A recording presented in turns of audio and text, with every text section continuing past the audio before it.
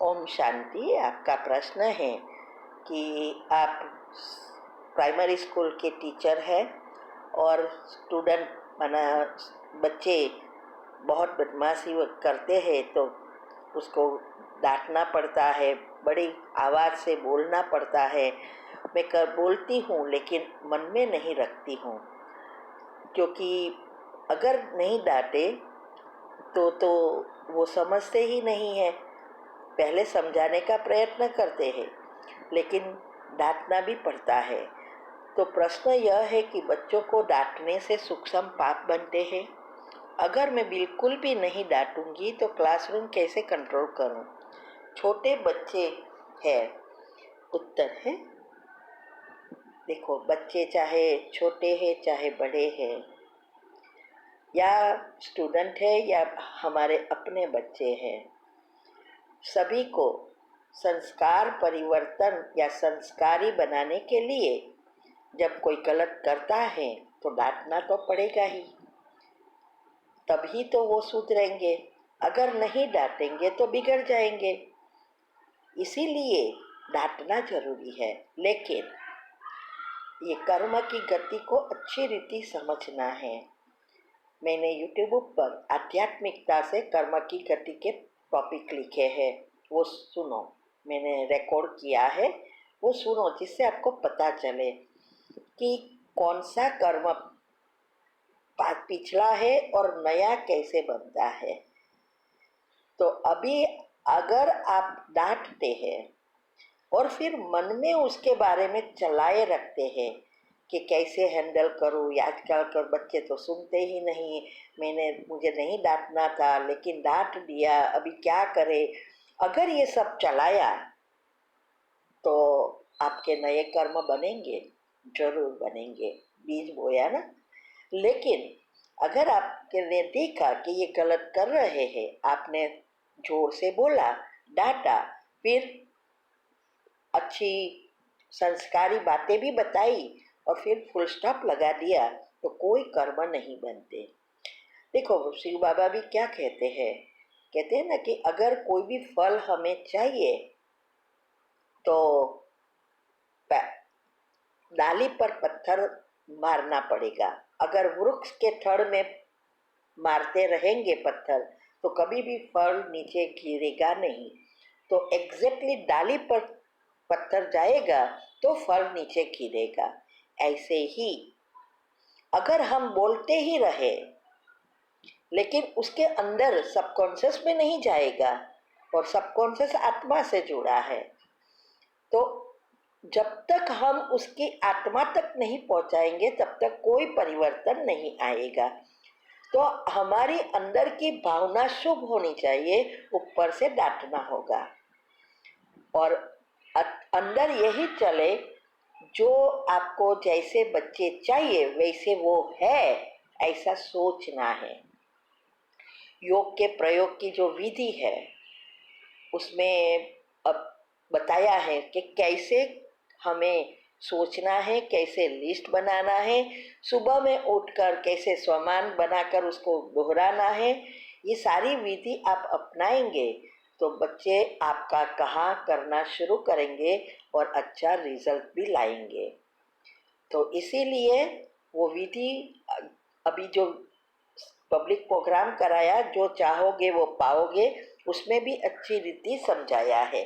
तो आप वो चीज़ अच्छी रीति समझो और करो। सुबह में उठकर उस बच्चों को सकाश दो, उस आत्माओं के साथ हिसाब किताब चुकतू करने क्षमा मांगो, और जो आपने लिस्ट बनाया है वो कमेंट्री के रूप में दोहराओ पावरफुल अमृत वेले के बाद। और साथ साथ आपकी सैलरी का परसेंटेज निकालकर बाबा की कार्य में, सेवा में उपयोग करो। इसमें से थोड़ा सेंटर बनता हो जहाँ भी, वहाँ भी यूज़ करो। इससे क्या होगा, हमारे सूक्ष्म शरीर के से ही कर्म नेगेटिव एनर्जी भस्म होगी, दुआ प्राप्त होती है ना। तो इससे और प्रगति भी होगी, कम मेहनत और ज़्यादा प्राप्ति होगी। ये भी आप कर सकते हैं। हम तो हर समय कोई भी परिस्थिति है, कोई भी प्रॉब्लम है तो हम ऐसा ही करते हैं और जल्दी रिजल्ट भी मिल जाता है। तो ये करके देखो। बाकी अगर आप मन में नहीं रखते हो, फुल स्टॉप लग जाता है या सारा दिन उसको याद नहीं करते हो तो पाप कर्म नहीं बनता। लेकिन किसी के साथ डिस्कस किया या आपने अंदर चलाए रखा तो जरूर आप पाप कर्म से जुड़े जाएंगे। तो अगर आपको अच्छी रीति मैनेज करना है तो वो लिस्ट बनाकर रोज सुबह में दोहराओ। फिर ऑफिस में जाकर मीन्स के स्कूल में पहुंचकर 5 मिनट सारे स्कूल के बच्चों को और आप स्टूडेंटों को सकाश दो। पवित्रता के किरणें मुझ आत्मा पर पड़ रहे हैं, मुझ आत्मा में से इस सारे बच्चे में जा रही है, इस आत्माओं में, और इस आत्माओं के साथ हिसाब किताब चुकतू हो गया है। अब ये आत्माएं मुझे हर कार्य में सहयोग देती है, बहुत अच्छे है, बहुत समझदार है। ऐसे 5 मिनट सकाश दो और फिर आपकी दिन शुरू करो। आप देखना चमत्कार होता जाएगा। और सुबह में भी अगर एक जगह एक समय रखेंगे तो बहुत जल्दी सफलता मिलेगी। और जो विधि मैंने बताई है योग के प्रयोग की, उसको अच्छी रीति समझो, साइंटिफिक रीति से उसका लिस्ट बनाओ और दोहराओ, तो ना टेंशन होगा, ना प्रॉब्लम होगा और प्रगति होगी। ओम शांति। ओम शांति। आपका प्रश्न है, मुरली में आया कि अर्थ सहित परमात्मा को अर्थात शिव बाबा को याद करने से ही तुम्हारे पाप नाश होंगे, आत्मा पतित से पावन बनेगी। नंबर 1 सब्जेक्ट याद है। तो इसमें आया कि अर्थ सहित परमात्मा को याद करो, तो इसका अर्थ क्या है? उत्तर है, देखो, शिव की यादगार मंदिरों में भी बहुत है और शिव की पूजा हर छोटे गांव में भी होती है। हर कोई भी धर्म में जाता है, लेकिन शिव के मंदिर में जरूर जाता है। जानते हैं कि शिव ही गुणों का सागर, शक्तियों का सागर, उसको दादा कहते हैं और सब कुछ उससे प्राप्त होता है, जानते हैं। लेकिन शिव कौन है, क्या करते हैं, उसका स्वरूप क्या है, उसका कार्य क्या है, ये कोई नहीं जानते, क्योंकि शिव को भी शंकर के साथ मिला दिया है। दोनों अलग है वो ही पता नहीं है। इसीलिए शिव परमात्मा जो बिंदी है, उस रूप में उसको समझना है कि कैसे उसकी शक्तियाँ सारे विश्व में फैल रही है। और वो जो उनकी शक्ति अगर हमें लेनी है तो हमारा मन कंप्लीटली शांत होवे, तभी हम उससे शक्ति लेकर हमारे पाप कर्म भस्म कर सकते हैं, हमारे कारण शरीर को एक्टिव कर सकते हैं, शक्तिशाली बना सकते हैं। आत्मा शक्तिशाली बन जाती है, पतित से पावन बन जाती है। जब तक हमारे व्यर्थ, नेगेटिव या दुनियावी चीज़ों का विचार चलते रहते हैं, जो सारा दिन आप देखो तो वही विचार ज़्यादा चलते हैं, इसीलिए वो सारे विचार हमें हमारी परमात्मा की शक्ति हमारे में आने से रोक देती है, ब्लॉक करती है। इसीलिए अभी जो टॉपिक हम पब्लिक प्रोग्राम करा रहे हैं वो सुनो, मैंने रखा है यूट्यूब पर, जो चाहोगे वो पाओगे। इसमें क्लियरली बताया है कि कैसे ब्रह्मांड की एनर्जी क्या है, कैसे हमें सुख देती है और कैसे हम दुख भोगते हैं, सारी बातें इसमें आती है। और यूनिवर्स कैसे चलता है, हेल्थ एंड माइंड के टॉपिक है, एक बात इसमें भी बताया है, कुंडलिनी चक्र में भी बताया है, वो सुनो। तो बाबा यहाँ कहते हैं कि याद से ही विकर्म विनाश हो गए। याद ही नंबर 1 सब्जेक्ट है, लेकिन याद करने के लिए चाहिए ज्ञान। ज्ञान होगा तो योग लगेगा, योग लगेगा तो ज्ञान की गहराई में जा सकेंगे, तो सारे राज समझ में आएंगे।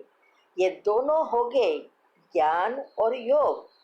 तब हमारी दिव्य गुणों की धारणा, संस्कार परिवर्तन होंगे। और तब चौथा सेवा, ये जो निस्वार्थ सेवा जो हमें करनी है वो सेवा नेचुरली हो जाएगी, क्योंकि हमारा अनाहत चक्र तक हमारी कुंडलिनी पहुंच जाएगी। तभी हम इस अवस्था में पहुंच सकते हैं। और फिर उस समय कोई भी बहानाबाजी नहीं, कोई भी अटैचमेंट नहीं, ना चीज़ की, ना वस्तु की, व्यक्ति की, कोई भी चीज़ की, ना खाने पीने की, घूमने की, कोई चीज़ की इच्छा ना हो। तब हमारी ये स्टेज हम अनाहत तक पहुंच जाते हैं। तभी हम देवता लाके बनने के लायक बनते हैं। हमारा चक्र बैलेंस हो जाता है। अनाहत चक्र प्रेम से, गुण से जुड़ा है। प्रेम स्वार्थ और निस्वार्थ दोनों होता है। तो जब हमारा प्रेम का चक्र खुलता है तो प्रेम निस्वार्थ बन जाता है। तब मेरा परिवार सिर्फ मेरा नहीं, लेकिन सारा विश्व मेरा। उनके लिए टाइम निकालेंगे। अभी तो खुद के लिए ही टाइम कोई निकाल नहीं रहे हैं, तो दूसरों के लिए कहाँ निकालेंगे। योग का चार्ट बढ़ाएंगे, कैसे बाबा का मैसेज ले, सारा दिन इसमें ही घूमते रहेंगे। तब कहेंगे निस्वार्थ प्रेम, वसुदेव कुटुंब में आना है। तो सारा विश्व जब हमारा हो जाता है तभी हम उसके घराने में आने के लायक बनते हैं। इसीलिए बाबा कहा कि ये जो है, जैसा है ऐसा उसको समझकर याद करना है। अगर हम जानते ही नहीं तो कैसे याद करेंगे। तो बाबा यही समझाना चाहते हैं कि अर्थ सहित करेंगे और उससे कनेक्ट होंगे, तभी आपके विकर्म विनाश होंगे और तब आप पहले जन्म में आने के लायक बन सकेंगे। ओम शांति।